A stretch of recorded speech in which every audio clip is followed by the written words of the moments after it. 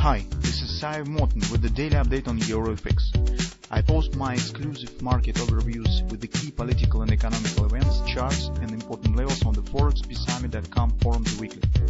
This short video is a response to rapidly changing situation on the currency markets and should help you to stay on top of the game and be profitable. I suggest you to visit ForexPeaceArmy.com forum and read my analysis for the week before watching this daily video. Welcome back, everybody. So let's take a look again on the euro currency. Despite that we have got relatively quiet week, except maybe this drop in the beginning of the week, so suggested based on our weekly analysis. In all other moments, overall performance, especially in the last three sessions, was not very strong, which we can't say about the stock market. So you can see this really big collapse on the stock market. Well, somebody trying to relate this to bad earnings reports. You know, the Netflix shares has dropped for 20% yesterday, just because they have forecasted the drop in subscribers. So, but my personal opinion that the major reason here is geopolitics. With all this stuff.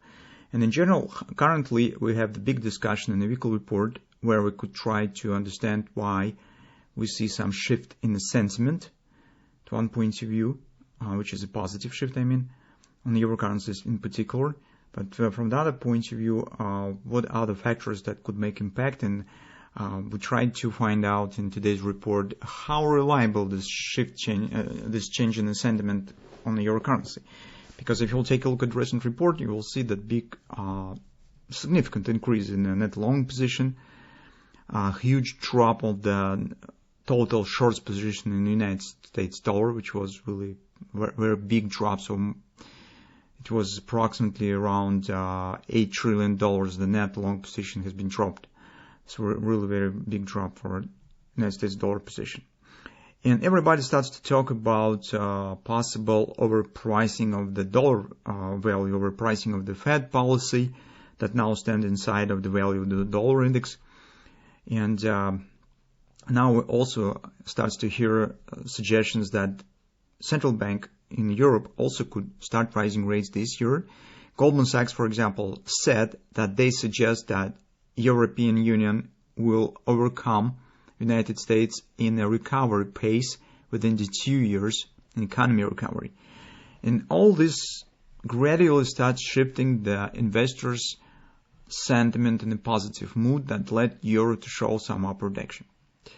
So here we see the two major factors that could really become the barrier for this big shift. First is we do not know the strength of the Fed and the aggressive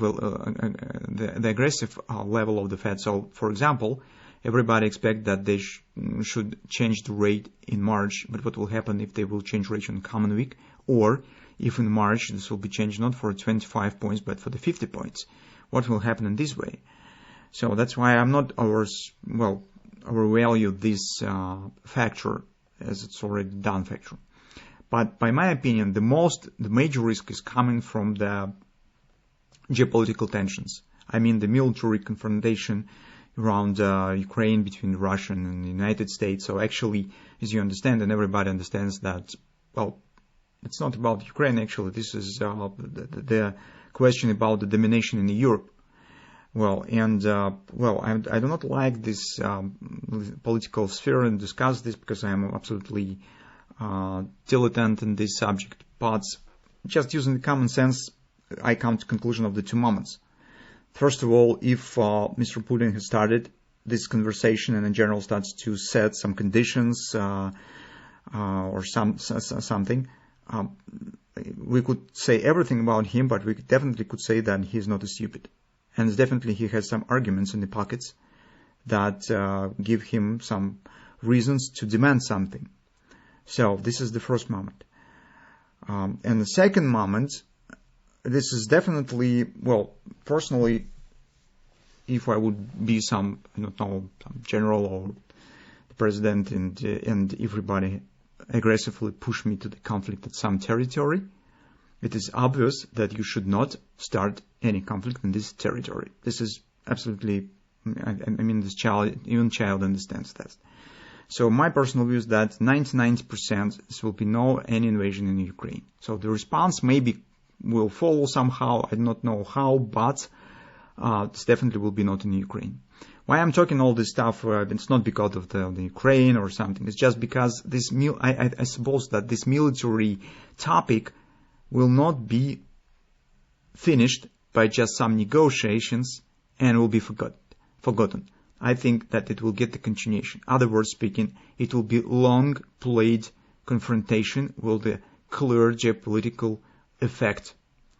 And all this stuff always brings support to the United States dollar. So whatever war in the European Union will be, verbal war or some confrontation or some tensions, it's always add value to the all-time safe haven asset, which is the United States dollar. That makes me think that we should not be too optimistic on these changes with the euro recent upward action. Besides, as you can see by the shape, here it's taken. It's definitely not some rally or something. That's sort of very gradual, slow, choppy action that reminds mostly the flag on the weekly chart. And this makes me stand outside and aside from any really bullish rhetoric, long-term bullish rhetoric concerning the euro currency. Yes, it might be if Fed will keep its policy as it is suggested and priced in dollar value, and if no significant confrontation follows after the negotiations of the Russia and United States. In this situation, indeed, euro will get the chance to show at least some greater pullback. Will all these factors stand in place by far? I do not expect that really will be some big rally on the euro currency. And in technical picture, we do not see any signs of that as well. So now speaking about the short-term situation, on the daily chart, the trend stands bearish by the MACD. On Friday, market was not able to break out of the bearish reversal candle range. It makes me think that this bearish sentiment that is set by this price action still stands in place. And we probably should get some downward continuation and breakout out of this flag. It will be either temporal, maybe some minor breakout and after that some return back, or it will be constant and market will just break the flag down with the downside continuation. As you understand, mostly the way how market will act after the breakout depends on these two factors that we have just discussed. Speaking about the hourly chart, I'm already said that on Friday that personally I'm gravitating to the idea of the free drive instead of the hand and shoulders. But a few reasons. First of all, the bottom here is a bit too low for hand and shoulders. Yes, we could get the 127 hand and shoulders, but it is usually more rare type of the hand and shoulders than the 161. Second reason, which is the major one, is that with this recent upward action, guys, it is very choppy and provides no signs of the thrusting, and market here was not able to form either reversal bullish swing or even reach the previous top where theoretically the neckline should be. It more reminds me the preparation for a third drive. It mostly reminds the second drive part with a possible drop to the 1280 area.